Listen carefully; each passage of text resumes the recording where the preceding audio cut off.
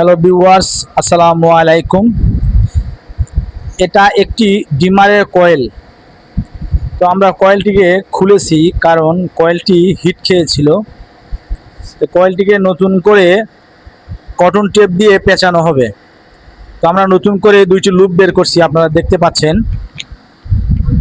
হলুদ একটা, লাল একটা, এবং কিছু কিছু জায়গায় পুড়ে গেছিল, ওখানে হিটপ্রুফ ফাইবার লাগানো হয়েছে।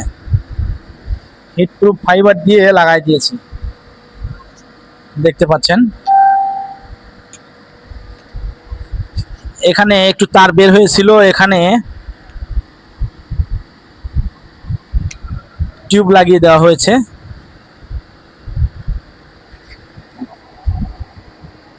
এখন আমরা কটন টেপ দিয়ে পেঁচাবো, পেঁচানোর পরে বার্নিশ করে দিব, তাহলে ঠিক হয়ে যাবে। চ্যানেলটি ভালো লাগলে সাবস্ক্রাইব করবেন, লাইক কমেন্ট শেয়ার করবেন। ধন্যবাদ।